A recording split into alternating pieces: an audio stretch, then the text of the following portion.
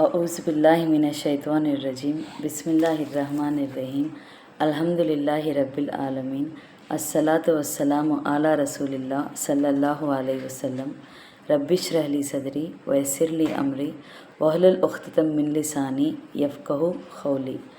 अस्सलामु अलैकुम रहमतुल्लाहि व बरकातुहू। सब जनां को तुम्हें भी ये वीडियो देखने के पहले दरूद और सलाम पढ़ को ये वीडियो देखना शुरू करो। आज का 5 मिनट का मदरसा को अब चलता है 11वां महीना ज़िलक़ादा का 20 पर 2 तारीख़ के बारे में इंशाअल्लाह 10 हदीसा हती उसे मालूम कर लेने की कोशिश करेंगे। पहला क़िस्सा इस्लामी तारीख़ के बारे में आज हमें मालूम कर लेने जाते हैं। हज़रत इमाम अबू हनीफ़ा अलैहि रहमतुल्लाह, हमें इसके पहले भी बोल लिए, नबी सल्लल्लाहु अलैहि वसल्लम के नीचे हते सो कौन साहबान से बात का दर्जा किसे हैगा तो अलैहि रहमतुल्लाह कर को किसे बोलते हैं कि उनको। इमाम अबू हनीफ़ा नोमन बिन साबित अलैहि रहमतुल्लाह की पैदाइश 80 हिजरी में हुई।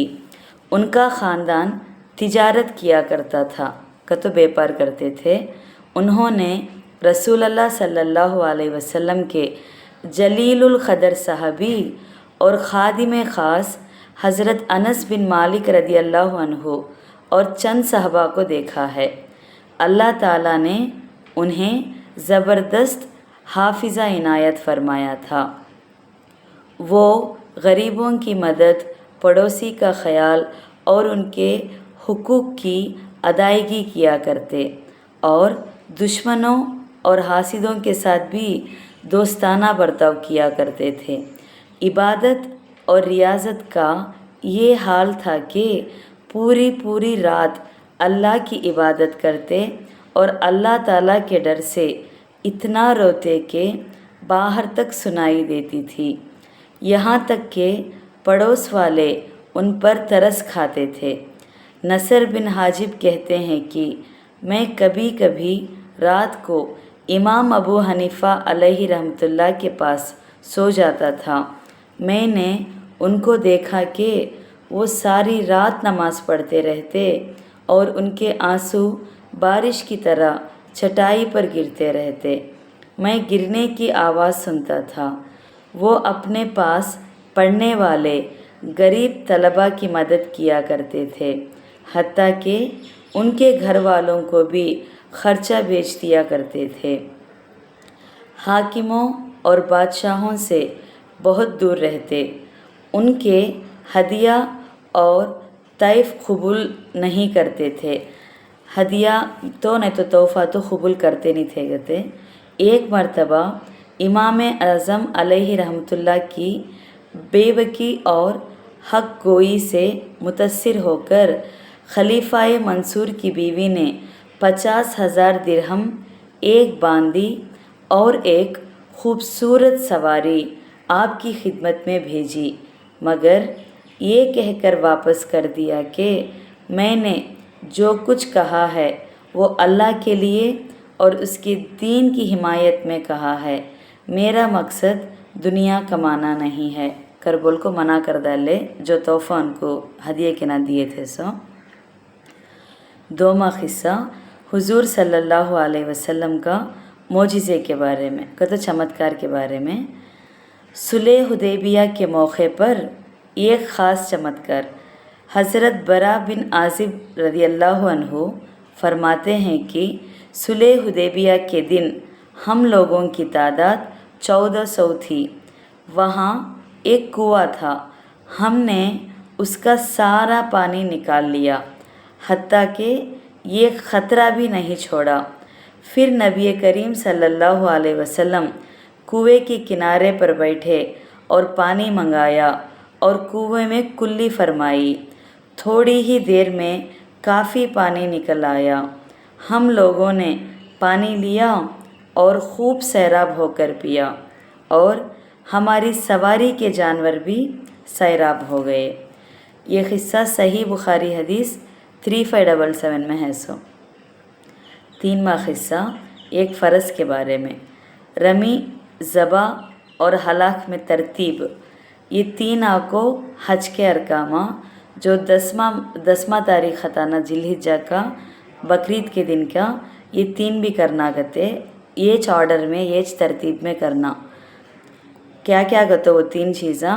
रमी का तो शैतान को पत्थर मारती नहीं, उसे ज़बा का तो जानवर को इसके बाद हमें ज़ुबा देते सो। 3 माह हलाक का तो सर के बाला मुंडवाते नहीं, उसे। ये 3 एक के बाद एक तरतीब में करने के बारे में बात करती हैं। हज़रत अनस रदी अल्लाह अन्हु से मरवी है कि रसूल अल्लाह सल्लल्लाहु अलैहि वसल्लम मीना तशरीफ़ लाए, फिर जमरे के पास जाकर उसकी रमी की, कतो जमरे के पास जाकर पत्थर मारे। फिर मीना में अपने ठहरने की जगह आए और क़ुरबानी की, पत्थर मारे बाद क़ुरबानी करी।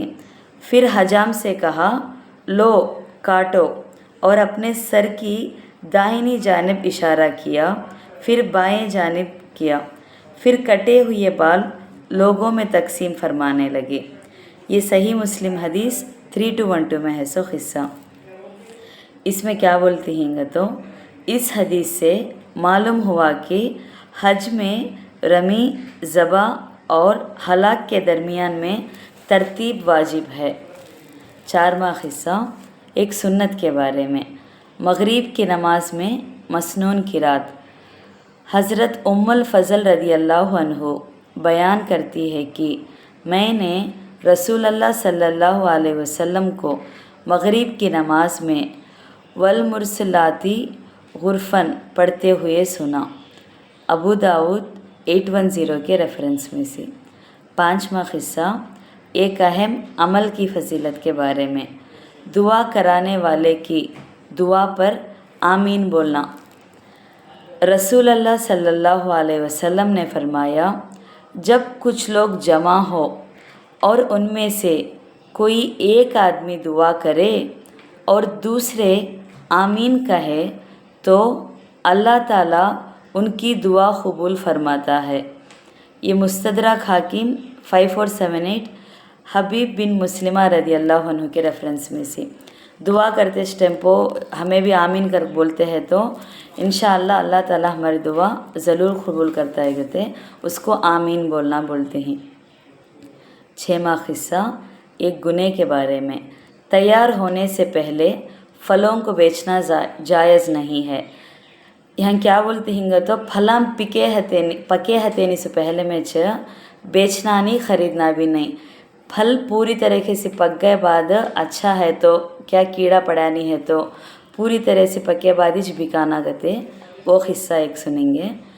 नबी करीम सल्लल्लाहु अलैहि वसल्लम ने फलों को दरख्त पर कतो झाड़ के ऊपर उस वक्त तक बेचने से मना फरमाया जब तक कि उनमें पुख्तगी ना आ जाए, कतो पके नहीं तक। आप सल्लल्लाहु अलैहि वसल्लम ने बेचने वाले को भी मना फरमाया और ख़रीदने वाले को भी। यह क़िस्सा सही बुखारी हदीस में 2194 इब्ने उमर रदी अल्लाह अन्हु में है सो। 7वां क़िस्सा दुनिया के बारे में। बुराई की सज़ा। रसूल अल्लाह सल्लल्लाहु अलैहि वसल्लम ने इरशाद फरमाया, जो बुरा अमल करेगा दुनिया ही में उसका बदला मिल जाएगा। मुस्नद अहमद 23 इब्ने उमर रदी अल्लाह में है सो क़िस्सा है। 8वीं बात आखिरत के बारे में। बेनमाजी का हशर अल्लाह के दुश्मनों के साथ। रसूल अल्लाह सल्लल्लाहु अलैहि वसल्लम ने फरमाया, जिस शख्स ने नमाज की हिफाजत की तो ये नमाज उसके लिए क़यामत के दिन नूर, दलील और नजात होगी। तो फ़ायदेमंद होती है जब है तो नमाज़ पढ़ती हैं कि क़यामत के दिन। और जिसने उसकी हिफाजत नहीं की तो उसके लिए कोई नूर, कोई दलील और कोई नजात नहीं होगी। और ये शख्स रोज़े क़यामत क़ारून, फ़िरौन और हामान और उबय बिन खलफ के साथ होंगे।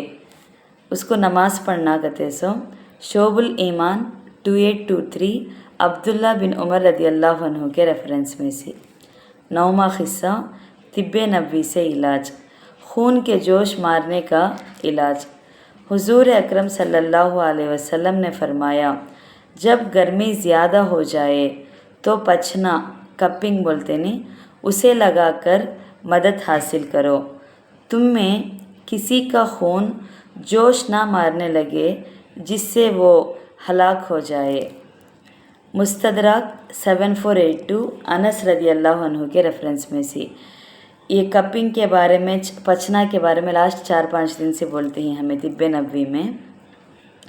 آخری 10واں قصہ نبی صلی اللہ علیہ وسلم کی نصیحت کے بارے میں، ہر کام شروع کرنے سے پہلے غور و فکر کر لو۔ رسول اللہ صلی اللہ علیہ وسلم نے فرمایا جب تم کسی کام کا ارادہ کرو اور اس کام کے بارے میں تم شک میں مبتلا ہو یا وہ کام تم کو مشکل معلوم ہو رہا ہو تو خوب غور و فکر کر لو یہاں تک کہ اللہ تعالیٰ اس کا صحیح انجام دکھا دے۔ شعب الایمان 1187 رجال کے ریفرنس میں سے کیا تو کام شروع کرنے کے پہلے غور و فکر سے سوچ سمجھ کو کرنا، کیا تو مشکلیں آتے ہیں تو تکلیف آتی ہے تو ذرا رکو، اطمینان سے اللہ تعالیٰ کون سا راستہ دکھاتا ہے کرنا نہیں کہتے سو اللہ کی طرف سے معلومات ہوتی ہے، ہمیں دعا کر لیے تو انشاءاللہ ویسا غور و فکر سے کام شروع کرنا بولتے ہیں۔ الحمدللہ آج کا 5 منٹ کا مدرسہ بسپر 2 ذی القعدہ کے بارے میں بات کر لیے، انشاءاللہ کل بسپر 3 ذی القعدہ کے بارے میں بات کریں گے۔ السلام علیکم ورحمۃ اللہ وبرکاتہ۔